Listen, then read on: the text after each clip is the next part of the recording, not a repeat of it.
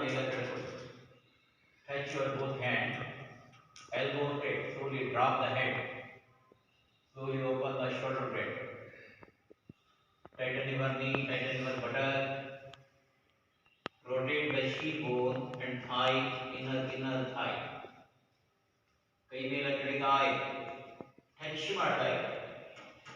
ಈ ಎರಡು ಕೈ ನಡುವೆ ಅಂತರ ಇಟ್ಕೊಳ್ಳಿ, ಕೈ ಅಗಲ ಮಾಡಿ ನಿಧಾನವಾಗಿ ದೋಸ್ತಿ ಎರಡೂ ಪಾದದ ಬಾಯು ಕೈ ಹಸ್ತವನ್ನ ಓದಬೇಕು.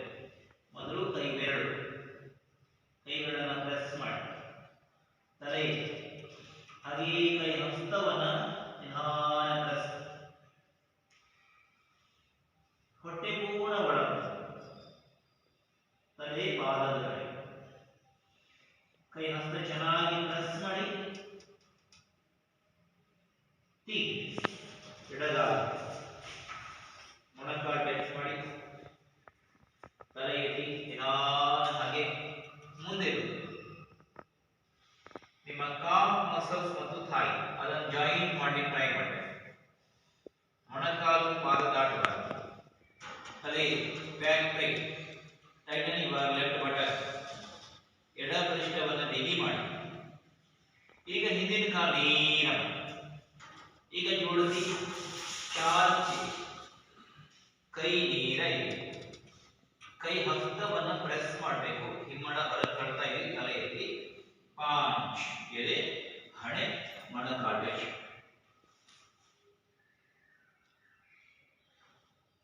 ಭುಜ ಮೇಲಕ್ಕೆ ತಲೆ ಎತ್ತಿ ಶೇಕ್ ನಿಧಾನ ಕೈಗಳ ಮೇಲೆ ಸಮಾನ ಭಾರ ಹಾಗೆ ಹಿಮ್ಮಡದಲ್ಲಿ ಕೈ ಹಸ್ತವನ್ನು ಚೆನ್ನಾಗಿ ಒತ್ತ, ಪಾದವನ್ನು ಕೂಡ ಚೆನ್ನಾಗಿ ಒತ್ತಬೇಕು.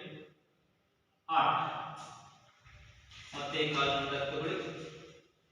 9 10 ಓತಾಯಿನಿ. ಹೀಗೆ ಸೊಂಟ ತಿರ್ಸೋದಿಲ್ಲ, ಗೊತ್ತಾಯ್ತಲ್ಲ? ನಾವೇನ್ ಮಾಡ್ತೀವಿ, ಇಲ್ಲಿಂದ ಹೀಗಲ್ಲ, ಇಲ್ಲಿಂದ ಕೈ ಅಷ್ಟೇ ಬರಬೇಕು ನೋಡಿ. ಇಲ್ಲಿಂದ ಕೆಳಗೆ ಸೊಂಟ ಸ್ಥಿತಿ ಹೀಗೆ ಇರಬೇಕು, ತಿರ್ಸ್ಬೇಕು. ಕೆಳಗಡೆ ನೋಡಿ, ಈ ಶೇಕ್ ಆಗುತ್ತೆ ಮೂವ್ಮೆಂಟ್ ಮಾಡಿ. slowly left hand up, right hand shoulder level, slowly turn the body, turn to your right, exhale turn, push the buttock, push the leg, exhale slowly down, right hand down, left thigh upward, turn the body, turn ಮಾಡಿ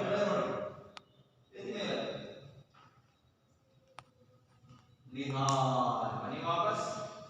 right hand up, left hand shoulder level, exhale turn to your left hand down, right thigh upward, slowly push the left buttock. ತಡಬೇಕು, ನೇರ ಮಾಡಬೇಕು. ನಿಮಗೆ ಹಿಮ್ಮಡ ಕಾಣಿಸಬೇಕು, ಕೈ ಎತ್ತಿ ಮೇಲೆ ಹಿಮ್ಮಡ ಕಾಣಿಸಬೇಕು, ಕೈ ನಿಧಾನ ಮೇಲಕ್ಕೆ ಪೂರಿ ಪಕ್ಕಕ್ಕೆ exhale down. ಅದರ ಹೆಸರಿನಲ್ಲೇ ಏನಿದೆ? ಪಾರ್ಶ್ವ.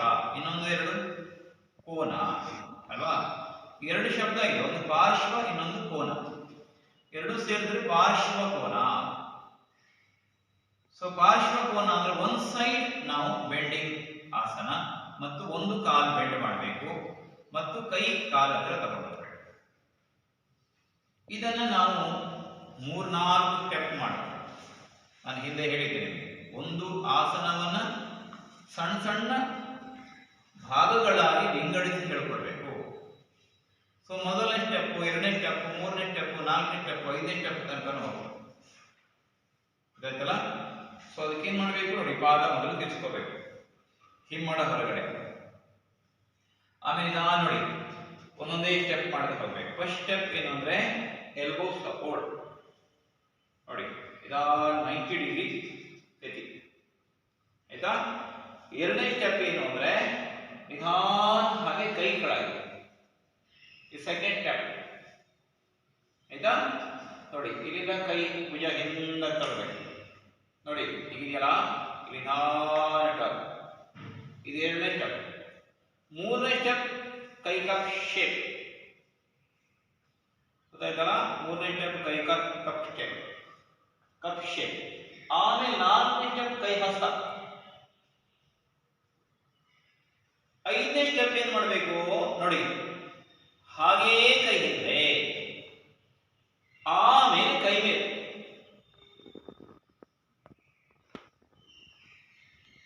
ಹಾಗೆ ವಾಪಸ್. ಗೊತ್ತಾಯ್ತಲ್ಲ? ಐದು ಸ್ಟೆಪ್ ಇದೆ. ಸ್ಟೆಪ್ಪು 5 ಸ್ಟೆಪ್ ಅಲ್ಲಿ ಹೋಗ್ಲಿಕ್ಕೆ ನಮಗೆ ದಾರಿ. ಯಾಕೆ 5 ಸ್ಟೆಪ್ ಅಂದ್ರೆ, ಒಂದು ಸ್ಟೆಪ್ ಇಂದ ಇನ್ನೊಂದು ಸ್ಟೆಪ್ಪಿಗೆ ಹೋಗುವಾಗ ಏನಾಗಬೇಕು, ಆಸನದ ಮೂಲ ಸ್ಥಿತಿ ಇದೆಯಲ್ಲ ಅದು ಕೆಡಬಾರದು, ಅದನ್ನು ಮೇಂಟೈನ್ ಮಾಡ್ಕೊಂಡು ಹೋಗ್ಬೇಕು. ಭುಜ ಎಲ್ಲ ಹಿಗ್ಸಿರೋದು ಕೆಡಿಸ್ಕೊಂಡು ಕೆಳಗೆ ಹೋಗೋದಲ್ಲ, ಸ್ಟೆಪ್ಪಿಗೆ ಹೋಗೋದು ಮುಖ್ಯ ಇಲ್ಲ. ಇಲ್ಲಿ 5 ಸ್ಟೆಪ್ ನಮಗೆ ಗೊತ್ತಿರಬೇಕು, ಅದನ್ನು ಹೋಗ್ಲಿಕ್ಕೆ ಪ್ರಯತ್ನ ಮಾಡಬೇಕು. ಆದ್ರೆ ಆಸನ ಸ್ಥಿತಿ ಚೆನ್ನಾಗಾಗಬೇಕು. ಕೊನೆಗೆ ಫೈನಲ್ ಏನ್ ಮಾಡಿದ್ವಿ, ಕೈ ಮೇಲೆ ತಗೊಂಡ್ರೆ ಯಾವುದು ಲಾಸ್ಟ್. ಮುಂಚೆನೇ ಕೈ ಮೇಲೆ ತಗೊಳ್ಳೋದು ಹೇಳ್ಕೊಟ್ಬಿಟ್ರೆ ಇದನ್ನು ಡ್ರಾಪ್ ಆಗ್ತಾ ಹೋಗುತ್ತೆ, ಅದನ್ನು ಟರ್ನ್ ಆಗುತ್ತೆ, ಬಾಡಿ ಟರ್ನ್ ಮಾಡ್ಬಿಡುತ್ತೆ. ನಿಂತ್ಕೊಳ್ಳಿ. ಇನ್ಹೇಲ್ ಜಂಪ್, ನೇರ ಮಾಡಿ. Minimum distance 4 feet gap. ಹಾಗೆ ಈಗ ಪಾದ ತಿಳಿಸ್ಕೊಳ್ಳಿ. ಟರ್ನ್ ರೈಟ್ ಫುಟ್, ಬಲ ಪಾದ ಬಲ ತಿಳಿಸ್ಕೊಳ್ಳಿ. ಆಯ್ತಾ? ಎಡಗಾಲ ಹಿಮ್ಮಡವರೆಗೆ ಸ್ವಲ್ಪ 60 ಡಿಗ್ರಿ. ಈಗ ಹಾಗೆ ಕಾಲು ಬೆಂಡ್ ಮಾಡಿ. First step elbow support, elbow support. First step elbow support. ಕೈ ಹಾಗೆ ಮೊಣಕೈ ಪ್ರೆಸ್ ಮಾಡಿ, ಲೆಫ್ಟ್ ಶೋಲ್ಡರ್ ಬ್ಯಾಕ್, ಎಡ ಭುಜದಿಂದ ಅಂದ್ರೆ ಸ್ವಲ್ಪ ಅಂದ್ರೆ ಪ್ರೆಸ್ ಮಾಡಿ. ಈಗ ಇದನ್ನು ಮೇಂಟೈನ್ ಮಾಡ್ಕೊಂಡು ಎಕ್ಸೆಲ್ ಮಾಡ್ತಾ ನಿಧಾನ ಕೆಳಗೆ ಕೈ, hold your ankle. Second step shoulder back, ಎಡ ಭುಜ ಹಿಂದೆ, left shoulder back, right button. ಆ ಟೈಮ್ ನಲ್ಲಿ ರೈಟ್ ಬಟನ್ ಕ್ಲಿಕ್ ಮಾಡಬೇಕು ಒಳಗೆ. Third step finger support, cup shape. Press the finger. ಮತ್ತೆ left shoulder back, lift the chest, ಎದೆ ಇರಬೇಕು, push the upper back. Exit, ಚೆನ್ನಾಗಿ ಟಚ್ ಮಾಡಿ.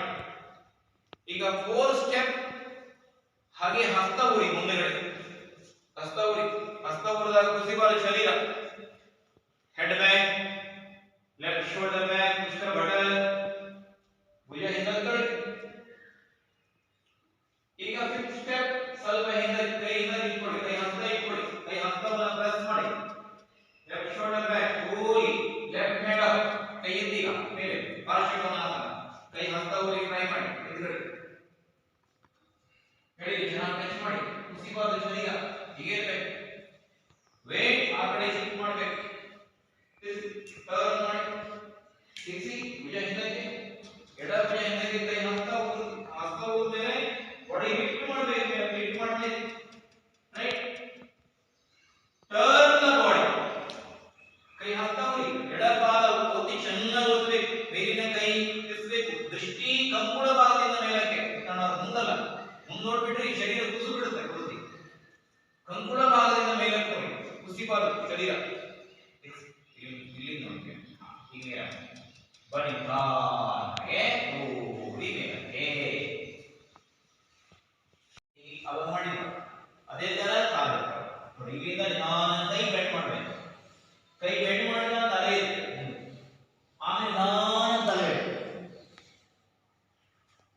ಮತ್ತೆ ಬಾ. ನಾಲ್ಕನೇ ಸ್ಟೆಪ್ ಅಲ್ಲಿ ತಲೆ ಇಟ್ಕೊಳ್ಳಿ ಮಾಡಿ. ನಾವು ಅಭ್ಯಾಸ ಮಾಡಬೇಕು. ನಮ್ಗೆ ಯಾಕೆ, ನಿಮಗೆ ಇದು ಶಿಕ್ಷಕರಿಗೆ ನೆನಪಿಟ್ಕೊಳ್ಳಿ, ಕಲಿಸುವವರಿಗೆ ಹೆಚ್ಚು ತಿಳ್ಕೊಂಡಿರ್ಬೇಕು. ಒಂದು ತಿಳ್ಕೊಳ್ಳಿ, ಯಾವಾಗಲೂ ಕೂತ್ಕೊಳ್ಳಿ ಕೆಳಗಡೆ. ಈಗ ನಿಮ್ಗೆ ನೆನಪಾದಾಗ ಹೇಳಿ.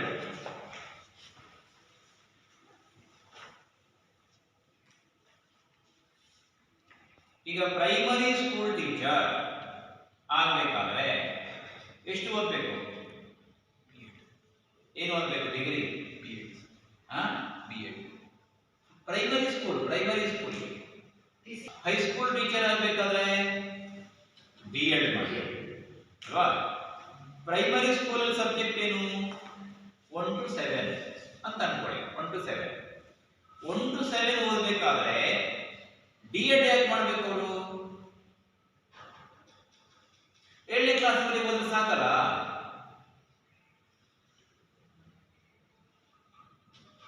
ಹೈಸ್ಕೂಲ್ ಅಲ್ಲಿ ಎಷ್ಟು ಸಬ್ಜೆಕ್ಟ್? 6 ಸಬ್ಜೆಕ್ಟ್ ಇದೆ. 1 to 10 ಇದೆ, 8 to 10 ಅಲ್ವಾ. 8, 9, 10. ಆವಾಗ ಅವ್ರು ಕಲಿಸಿದ ಯಾವುದು? 8, 9, 10. ಅವರು ಬಿ ಎಡ್ ಯಾಕೆ ಮಾಡಬೇಕು? ಕಾಲೇಜ್ ಹೋಗಿದ್ರೆ ಎಂ ಎ ಯಾಕೆ ಹೋಗ್ಬೇಕು? ವಿಷಯಗಳು ಜಾಸ್ತಿ ಇರ್ತದೆ. ಅಂದ್ರೆ ಒಂದು ವಿಷಯವನ್ನ ಕಲಿಸುವಾಗ ವಿಷಯದ 10 ಪಟ್ಟು ತಿಳ್ಕೊಂಡಿರ್ಬೇಕು ನಾವು. 10 ಪಟ್ಟು ನೆನಪಿಟ್ಕೊಳ್ಳಿ. ಒಂದು ವಿಷಯ ಕಲಿಸುವಾಗ ಆ ವಿಷಯಕ್ಕಿಂತ 10 ಪಟ್ಟು ತಿಳ್ಕೊಂಡಿರ್ಬೇಕು ಆ ವಿಷಯಕ್ಕೆ. ಆವಾಗ ನಾವು 1% ಅನ್ನು ಹೇಳ್ಕೊಳ್ಬಹುದು. ಇದೆಲ್ಲರೂ ಅರ್ಥ ಮಾಡ್ಕೊಳ್ಬೇಕು. ಇದು ಬರೀ ಪ್ರೈಮರಿ ಸ್ಕೂಲು, ಬರೀ ಶಾಲೆಗಳಲ್ಲ, ಯೋಗ ಶಿಕ್ಷಕರು ಅಪಾಯ ಅಂತ. ಯೋಗ ಶಿಕ್ಷಕರು ಹಾಗೆ ಒಂದು ವಿಷಯ ಸಾಕಷ್ಟು ತಿಳ್ಕೊಂಡಿರ್ಬೇಕು. ಆದ್ರೆ ಕಲಿಸುವುದು ಯಾವುದವ್ರಿಗೆ? ಯಾವುದೇ ಪ್ರಶ್ನೆ ಕಲಿಸು ವಿಷಯ ಗೊತ್ತಿರಬೇಕು. ನಾಳೆ ಏನಾದ್ರು ಪ್ರಶ್ನೆ ಮಾಡಿದ್ರೆ ಆ ವಿಷಯದ ಬಗ್ಗೆ ಮಾತಾಡೋಂಗಿರ್ಬೇಕು. ಪ್ರಶ್ನೆಗೆ ಸಮರ್ಪಕವಾದ ಉತ್ತರ ಕೊಡೋಂಗಿರ್ಬೇಕು. ಹೆಚ್ಚು ತಿಳ್ಕೊಂಡಿರ್ಬೇಕು. ಗೊತ್ತಾಯ್ತಲ್ಲ? ಅದಕ್ಕೆ ಇವತ್ತು ಈಗ ಏನಾಗ್ತಾ ಇದೆ ಅಂದ್ರೆ ಯೋಗ ಶಿಕ್ಷಕರು 1 ತಿಂಗಳ ಬಂದು ಅವ್ರನ್ನೇ ಯೋಗ ಶಿಕ್ಷಕರು ಮಾಡ್ಬಿಡೋದು. ನೀವು ಹೇಳ್ಕೊಡಿ ನಾಳೆಯಿಂದ. ಸಮಸ್ಯೆ ಆಗಿರುತ್ತೆ ಇಲ್ಲಿ. ಅವರು ಕಲಿಸಿದ್ದು ಅಷ್ಟೇನೆ, ಅವ್ರು ಕಲಿತಿದ್ದು ಅಷ್ಟೇನೆ. ಒಂದಿನ ಹೇಳ್ಕೊಡೋ ಅಷ್ಟೇ ಕಲ್ತಿರೋದು. ಅವ್ರನ್ನ ಯೋಗ ಟೀಚರ್ ಅಂತ ಘೋಷಣೆ ಮಾಡಿಬಿಟ್ಟು ಅವ್ರು ಯೋಗ ಟೀಚರ್ ಟೀಚ್ ಮಾಡಿ ಶುರು ಮಾಡ್ತಾರೆ. ಅವ್ರಿಗೆ ಅನ್ಸತ್ತೆ ಯೋಗ ಟೀಚರ್ ಆಗ್ಬೇಕಂದ್ರೆ ಜಾಸ್ತಿ ಕಲಿಬೇಕು ಅಂತ. ಇಲ್ಲಿ ಕಲಿತ ಸಾಕು, ಬರುವುದು ಸಂಖ್ಯೆ ಕಡಿಮೆ ಆಗ್ತಾ ಹೋಗ್ತಾ. ಶಿಕ್ಷಕರಿಗೆ ಕ್ವಾಲಿಟಿ ಹೌದಾನೆ. ಒಬ್ಬ ಶಿಕ್ಷಕ ಅಂದ್ರೆ ಅವನು ಪರಿಪೂರ್ಣತೆ ಇರಬೇಕು, ಅವನ ಪಕ್ವತೆ ಇರಬೇಕು, ಸಾಕಷ್ಟು ಅಧ್ಯಯನ ಮಾಡಿರಬೇಕು, ಒಂಥರ ತುಂಬಿದ ಕೊಡೆ. ಅದಕ್ಕೆ ಪ್ರಯತ್ನ ಮಾಡಬೇಕು. ಅದಕ್ಕೆ ಒಂದು ಆಸನ, ಅದರ ಸುತ್ತ ನಾವು ಶಿರಬಾಲಾಸನ ಮಾಡುವಾಗ ಇಷ್ಟೆಲ್ಲ ಸಬ್ಜೆಕ್ಟ್ ಅನ್ನು ದಾಟಿ ಹೋಗ್ಬೇಕು.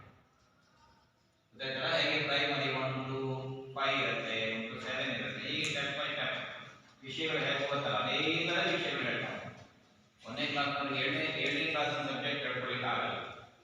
ಅದೇ ತರ ಇಲ್ಲಿ ಕಲಿಲಿಕ್ಕೆ ಬಂದವರಿಗೆ ಫೈನಲ್ ಕೋಚರ್ ಹೇಳ್ಕೊಳ್ಳಿಕ್ಕೆ ಆಗಲ್ಲ. ನಾವು ಒಂದೊಂದೇ ಭಾಗಗಳಾಗಿ ಹೇಳ್ಕೊಂಡು ಇದೇ ಆಸನ ಅಂತ ಹೇಳ್ತಾ ಹೋಗ್ಬೇಕು. ಕ್ರಮೇಣ ಅದು ಕಲಿತಾ ಹೋಗ್ತಾರೆ. ಮುಂದೆ ಏನಿದೆ ಅಂತ ಅವರಿಗೆ ಕುತೂಹಲ ಇರುತ್ತೆ, ಇಂಟ್ರೆಸ್ಟ್ ಇರುತ್ತೆ, ಅವಾಗ ಕಲಿಯುವ ಒಂದು ಇದಿರುತ್ತೆ, ಮನಸ್ಸಿರುತ್ತೆ.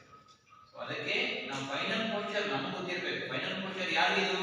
ಶಿಕ್ಷಕರಿಗೆ. ಕಲಿಲಿಕ್ಕೆ ಬಂದವರಿಗೆ ಅಲ್ಲ, ನೆನಪಿಟ್ಕೊಳ್ಳಿ. ಈ ಪಕ್ಕ ನೀವು ಬೇಕಾದ್ರೆ ಅಂಡರ್ಲೈನ್ ಮಾಡಿ. ಸೊ ನೆಕ್ಸ್ಟ್ ಈಗ ಇದು ಮಜಬೂತಿ ಇರಬೇಕು. ಯಾವ ಕಾಲಕ್ಕೂ ಕೂಡ ನೀರು ಬರ್ಲಿಕ್ಕೆ ಬಿಡಬಾರ್ದು. ಅದನ್ನು ಓದ್ಬೇಕು ಚೆನ್ನಾಗಿ. ಸೊ ಇಲ್ಲಿ ಈ ಕಡೆ ನಾನು ಲೆಫ್ಟ್ ಸೈಡ್ ಮಾಡ್ಕೊಳ್ತೀವಿ. ಈಗ ನಿಧಾನ ಫೈನಲ್ ಏನು ಅಂದ್ರೆ ಕೈ ಸೊಂಟದ ಮೇಲೆ ಇಟ್ಕೊಂಡು ಮಾಡೋದು. ನಾವೇನ್ ಮಾಡಿದ್ವಿ? ಕೈ ಕೆಳಗಡೆ ಇಟ್ಕೊಂಡು ಮಾಡಿದ್ವಲ್ಲ ಅಲ್ವಾ? ಅದೆಲ್ಲವೂ ಕೂಡ ಅನುಕೂಲಕ್ಕೆ ಮತ್ತು ವಿಶ್ವಾಸ ಬರಲಿಕ್ಕೆ. ಶಿರಬಾಹು ನನ್ನ ತಲೆಯನ್ನು ನಾನು ಪಾದದಲ್ಲಿ ಇಟ್ಟೆ ಅಂತ ವಿಶ್ವಾಸ ಬರಲಿಕ್ಕೆ. ಅದೆಲ್ಲವೂ ಕೂಡ ಸ್ಟೆಪ್ಗಳು. ಸೊ ಆ ಸ್ಟೆಪ್ ಎಲ್ಲ ಮಾಡಿದ್ರೆ ಈ ಸ್ಟೆಪ್ ಮಾಡಿಸಲ್ಲ ನೋಡಿ. ನಿಧಾನ ಹಿಡಿಸ್ಬೇಕು, ಕಾಲು ನಿಧಾನ ಬೇಡ ಮಾಡಬೇಕು, ಪೂರ್ಣ ಹಿಡಿಸ್ಬೇಕು. ಇಲ್ಲಿಂದ ನೋಡಿ ನಿಧಾನ ತಲೆ ಪೂರ್ಣ ನೋಡಿ ಇಲ್ಲಿಂದ ಎತ್ಕೊಂಡು ಈ ಪೋಸ್ಚರ್ ಇದೆಯಲ್ಲ, ಈ ಪೋಸ್ಚರ್ ಹಾಗೇ ತಗೊಳ್ಬೇಕು. ಇದು ಮೇಂಟೈನ್ ಮಾಡಬೇಕು. ಮೇಂಟೈನ್ ಮಾಡ್ತಾ ನಿಧಾನ ನೋಡಿ ಮುಂದೆ ನೋಡಿ ಪಾದ ಒತ್ತಬೇಕು. ಅದು ಡೀಲಾಗ ಪಾದ ಒತ್ತುತ್ತಾ ಮತ್ತೆ ತಲೆ ಇರುತ್ತೆ ನಿಧಾನ. ಮತ್ತೆ ವಾಪಸ್ ಬರೋದು ಬಹಳ ಜೋಪಾನವಾಗಿ ಬರ್ಬೇಕು, ಬಹಳ ಎಚ್ಚರಿಕೆಯಿಂದ ಬರ್ಬೇಕು. ಸ್ವಲ್ಪ ಡೀಲ ಬಿಡುವಾಗಿಲ್ಲ. ವಾಪಸ್ ಬರುವಾಗ ಈ ಕಾಲು ಒತ್ತುಕೊಂಡು ಬರ್ಬೇಕು ವಾಪಸ್. ಗೊತ್ತಾಯ್ತಾ? ಏಕೆಂದ್ರೆ ವಾಪಸ್ ಬರ್ಲಿಕ್ಕಾಗಲ್ಲ. ಯಾಕಂದ್ರೆ ಬಾಡಿ ಅಪ್ಪರ್ ಬಾಡಿ ವೇಟ್ ಇದೆಯಲ್ಲ, ಅದನ್ನ ಇಟ್ಕೊಂಡು ಹೋಗಿರ್ತೀವಾಗ ಅದನ್ನ ಲಿಫ್ಟ್ ಮಾಡೋದು ಕಷ್ಟ, ಇಲ್ಲಾಂದ್ರೆ ಬಿದ್ದ್ಬಿಡ್ತೀವಿ ನಾವು. ಅದಕ್ಕೋಸ್ಕರ ಅಭ್ಯಾಸ ಮಾಡುವಾಗ ಇನ್ನೊಂದ್ಸರಿ ಈ ಕಡೆ ಹೀಗಿದೆ, ಹೇಗಿಸ್ಬೇಕು ಹಾಗೆ ನೋಡಿ ನಿಧಾನ ಮೇಲೆ ತಲೆಯಿಂದ ಹಾಗೇ ಹಿಡಿಸ್ಬೇಕು. ತಲೆ ಎತ್ತುಕೊಂಡು ಹೋಗ್ಬೇಕು ನೋಡಿ. ಇಲ್ಲಿಂದ ಹಿಡಿಸ್ಬೇಕು, ಅದೇ ಕಡೆ ಮತ್ತೆ ವಾಪಸ್ ಹಿಂಗ್ ಮಾಡ ಸೊ ಇದು ಶಿರಪಾದಾಸನ ಫೈನಲ್ ಚಿತ್ರದಲ್ಲಿರೋದಿದೆ. ನೋಡಿ ನಾನು ಲಿಫ್ಟ್ ಮಾಡ್ತೀನಿ ನೋಡ್ತಾ ಇದ್ದೀನಿ, ಮೇಲೆ ಕೆಳದಿದೆ ಗೊತ್ತಾಗ್ತದೆ. ಕುಸಿದ್ರೆ ಈಗ ನೋಡಿ ಈಗ ನಡುವೆ ಶುರು ಆಯ್ತು, ನಡುತ್ತಾ ಇದೆ ನೋಡಿ ಕೈ ಗೊತ್ತಾಗ್ತದೆಯಾ. ಲಿಫ್ಟ್ ಮಾಡಬೇಕು ಮೇಲೆ, ಲಿಫ್ಟ್ ಮಾಡಿದಾಗ ನಡುಕ ಇರುವುದು ಶೇಕ್ ಆಗೋದು ಯಾವಾಗ ಲೂಸ್ ಬಿಟ್ಟ ನೇರ ಮಾಡಬೇಕು. ಬನ್ನಿವಾಗ ವೆರಿ ಗುಡ್, ಚೆನ್ನಾಗಿ ಮಾಡ್ತಾ ಇದ್ದೀವಿ. ಈಗ ಪ್ರೆಸ್ ಮಾಡಿ ಹೇಳ್ಬೇಕು, ಮೊಣಕಾಲು ಪ್ರೆಸ್ ಮಾಡಿ ಹೇಳಿ. ಹಾಗೆ ಕೈ ಇನ್ನಷ್ಟು ಮೇಲೆ ಕೆಳಬೇಕು, ಕೈ ಹೇಳಿ. ಹಾಗೆ ರಿಲ್ಯಾಕ್ಸ್. ಪಾದದ ಒಳ ಅಂಚಿಗೆ ಚೆನ್ನಾಗಿ ಪ್ರೆಸ್ ಮಾಡಿ ಹೀಗೆ ಹಾಗೆ ನೋಡಿ ಸೀದಾ ಪ್ರೆಸ್ ಮಾಡಬೇಕು. ನಿಧಾನ ಮೇಲೆ ಸ್ಟ್ರೈಟ್ ಎಳಿಬೇಕು, ಚೆನ್ನಾಗಿ ಟಚ್ ಮಾಡಬೇಕು ಮೇಲೆ ಕೆಳಗೆ, ಮತ್ತೆ ಹಾಗೆ ಕೆಳಗೆ. ಅದಕ್ಕಾಗಿ ನಿಮಗೆ ಹಿಮ್ಮಡ ಅಡ್ಡೆ ಇದ್ದಿದ್ದು. ಅವಾಗ ಹಿಮ್ಮಡ ಅಡ್ಡೆ ಉಳಿದೆ ಯಾಕೆಂದ್ರೆ ಇದು ಬಿಟ್ಟಿಟ್ಟಿದ್ದಲ್ಲ, ಯಾಕೆ ಮುಂದೆ ಒಂದು ಕೈ ಬರುತ್ತೆ ಇದನ್ನ ಎತ್ಕೊಂಡು ಹೋಗ್ಲಿಕ್ಕೆ, ಪಾದ ಮಾಡ್ತೀವಿ ನಮಗೆ ಆಯ್ತಾ. ಪ್ರೆಸ್ ಮಾಡಿ ಪಾದ ಹೋಗ್ಬೇಕು ಚೆನ್ನಾಗಿ ಆಯ್ತಾ. ಫಸ್ಟ್ ಎತ್ತಿ ಶರೀರ ಎತ್ತಿ ಎತ್ತಿ ಪ್ರೆಸ್ ಮಾಡಿ. ಈಗ ನಾನು ಮೇಲೆ ಮೇಲೆ ಮೇಲೆ ಮೇಲೆ ಮೇಲೆ ಮೇಲೆ ಟಚ್ ಮಾಡಿ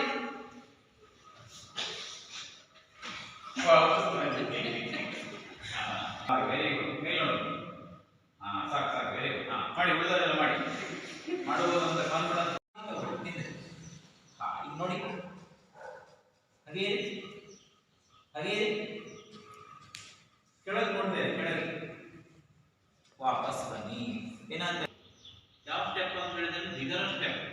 ಅದು ಚದುರಂಗ ದಂಡಾಸನ ಏನು ಅಂದರೆ ಸೂರ್ಯ ನಮಸ್ಕಾರದ ಪಾಂಚತಿಥಿ ಮಾಡಿ ಮಾಡಿ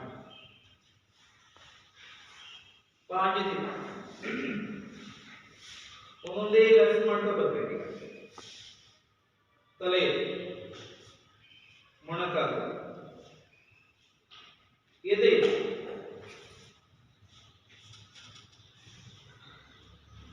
ವಾಪಸ್ ಏನ್ ಮಾಡಿದ್ರಿ.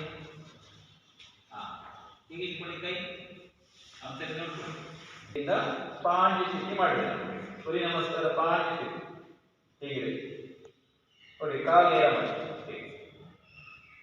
ತಲೆ ಈಗ ಎದೆ ನೆಲದಿಂದ ಮೇಲಕ್ಕೆ ಎತ್ತಬೇಕು, ಅಲ್ಲೇ ಎತ್ತಬೇಕು ನೋಡಿ. Inhale up. ಇದು ಚದುರಂಗ ದಂಡಾಸನ ಗೊತ್ತಾಯ್ತಲ್ಲ. ಒಂದ್ಸರಿ ಮಾಡಿ. ಎರಡನೇ ಪಾಯಿಂಟ್ ಏನ್ ಗೊತ್ತಾ, ಬಟಕ್ಕನ್ನ ಟೈಟ್ ಮಾಡಿ ಪ್ರೆಸ್ ಮಾಡ್ಬೇಕು ಕೆಳಗಡೆಗೆ ಸೊಂಟದ ಭಾಗ. ಆವಾಗ ಆಟೋಮ್ಯಾಟಿಕ್ ನೀವು ಮೇಲ್ ಬರ್ತೀವಿ ಗೊತ್ತಾಯ್ತಲ್ಲ. ಸೊ ಬಟಕ್ ಪ್ರೆಸ್ ಮಾಡಿ ಉಳು ಬಿಟ್ರಿ ಅಂದ್ರೆ ಕಾಲು ಮೇಲೆ ಬರಲ್ಲ. ಕೈ ಕೆಳಗಡೆ ಇರ್ಬೋದು, ಕೈ ಕೆಳಗಡೆ ನಮ್ಗೆ ಆಧಾರ ಇರ್ಬೋದು, ಆದ್ರೆ ಬಟಕ್ ಪ್ರೆಸ್ ಮಾಡಿದ್ರೆ ಮೇಲ್ ಬರುತ್ತೆ, ಇಲ್ಲಾಂದ್ರೆ ಬರಲ್ಲ. ಅದು ನಿಮ್ಗೆ ಪ್ರಯೋಗ ಮಾಡ್ಕೊಡ್ತೀನಿ ನೋಡಿ. ಒಂದು ಕೈ ಮುಷ್ಟಿ ಕಟ್ಟಿ ತೊಡೆ ಕೆಳಗಡೆ ಇಟ್ಕೊಳ್ಳೋದು. ಇನ್ಸರಿ ಕ್ಲಾಸಲ್ಲಿ ಕೊಡ್ತಿದ್ದೀನಿ ಇದನ್ನು ನೋಡಿ. ಇಲ್ಲಿಂದ ನೋಡಿ ಬಟಕ್ ಬಟಕ್ ಪ್ರೆಸ್ ಮಾಡಬೇಕು. ಬಟಕ್ ಪ್ರೆಸ್ ಮಾಡಿದ್ರೆ ಮೇಲೆ ಬರುತ್ತೆ, ಬಟಕ್ ಪ್ರೆಸ್ ಮಾಡಿದ್ರೆ ಮೇಲೆ ಬರಲ್ಲ. ಬಟಕ್ ಹೋಗಿ ಬಿಡುವಾಗಿಲ್ಲ. ನೀವೆತ್ತಿ ಮೇಲೆ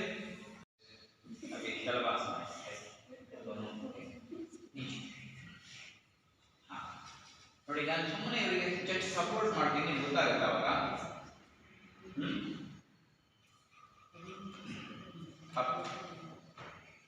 ನೋಡಿ ಈಗ ಎತ್ತಿದಿರಲ್ಲ ನೋಡಿ, ಇಲ್ಲಿ ಪ್ರೆಸ್ ಮಾಡ್ತೀನಿ ಅಪ್ ನೋಡಿ. ನೀವೇ ಎತ್ತಿರ್ಬೇಕಲ್ವಾ, ಅಪ್ ಅಪ್ ಅಪ್. ನೋಡಿ ಗೊತ್ತಾಯ್ತಲ್ಲ. ಬಟನ್ ಪ್ರೆಸ್ ಮಾಡ್ಬೇಕು ಅವಾಗ up up up up up. ಈಗ ಇನ್ನೂ ಸ್ವಲ್ಪ ಮಾಡ್ತೀನಿ ನೋಡಿ, ಇಲ್ಲಿ ಹೋಗ್ತೀವಿ. ಅಪ್ ಬನ್ನಿ ಮಸಾಲ ಮಾಡಿ.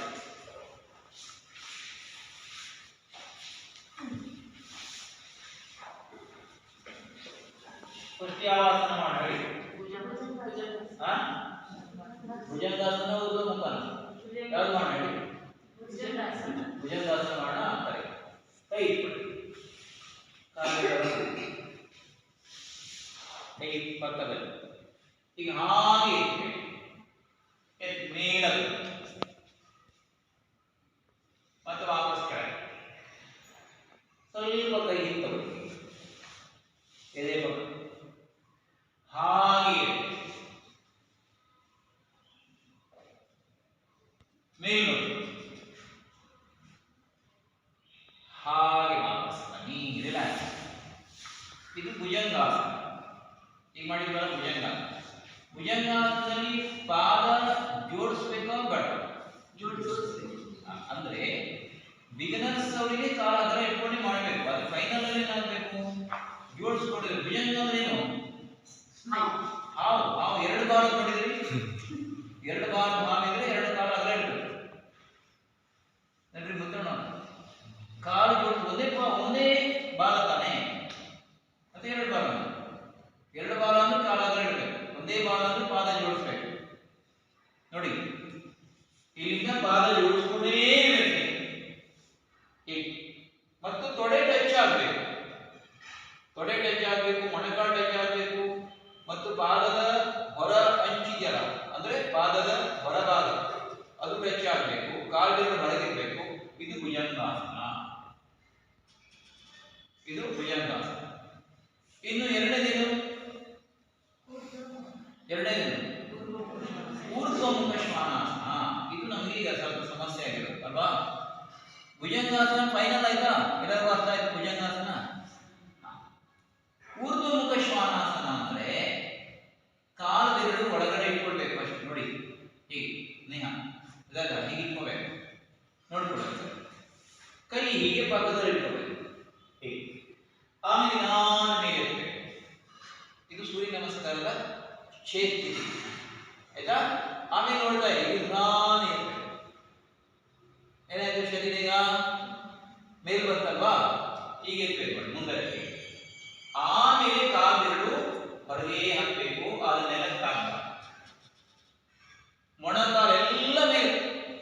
ಇಲ್ಲಿಂದ ಸೊಂಟದಿಂದ ಪಾದದವರೆಗೆ ನೆಲಕ್ಕೆ ಸಮೀಪದಲ್ಲಿ ಇದೆ ನೋಡಿ. ಹೀಗೆ ಇದ್ಯಾವುದು? ಊರ್ಧ್ವಮುಖ ಶ್ವಾನಾಸನ. ಅರ್ಥ ಆಯ್ತಾ? ಇದು ಕ್ಲಿಯರ್ ಇದೆ. ಯೋಗ ದೀಪಿಕ ಲೈಟ್ ಆನ್ ಯೋಗದಲ್ಲಿ ತೆಗೆದು ನೋಡಿ. ಯೋಗ ದೀಪಿಕದಲ್ಲಿ ಇದೇ ಕಲೆ. ಊರ್ಧ್ವಮುಖ ಶ್ವಾನಾಸನ ಅಂದ್ರೆ ಕೇವಲ ಕಾಲೆರಡು ಹೊರಗಿರುತ್ತೆ, ಟಚ್ ಇರುತ್ತೆ, ಉಳಿದೆಲ್ಲವೂ ಕೂಡ ನೀಟಾಗಿ ಮೇಲೆ ಬರ್ತದೆ. ಮಾಡಿ ಊರ್ಧ್ವಮುಖ ಶ್ವಾನಾಸನ ಮಾಡಿ. ಪಕ್ಕದಲ್ಲಿ ಇಟ್ಕೊಳ್ಳಿ. ಮೊದಲು ಸೂರ್ಯ ನಮಸ್ಕಾರದ ಛೇ ಸ್ಥಿತಿ ಮಾಡಿ. ಆಸನ ಹತ್ತಿರದಲ್ಲಿ ಇರುತ್ತೆ, ಆಯ್ತಾ? ಹೇಗೆ ಮಾಡಿ? ಮೊಣಕಾಲು ಡಿಸ್ಕನೆಕ್ಟ್ ಮಾಡಿ ಅಲ್ಲಿಂದ. Yes, very good. ಸ್ವಲ್ಪ ಮುಂದೆ ಬನ್ನಿ. ಕಾಲು ಬೆರಳು ಸಾಯಿಲ್ಲ. ಕಾಲು ಬೆರಳು ಇಟ್ಕೊಂಡು ಮುಂದುವರಿಬೇಕು, ಮುಂದೋಗ್ಬೇಕು. ಸರಿಯ ಮುಂದೆ ಸೊಂಟ ನಿಮ್ಮ ನಾಭಿ ನಿಮ್ಮ ಕೈ ಮೇಲೆ ಬರಬೇಕು.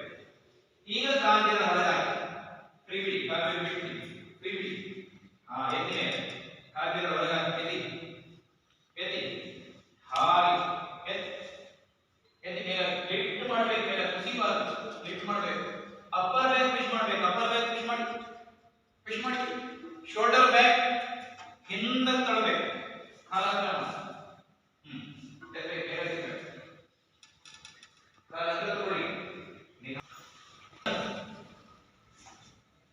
ಏನು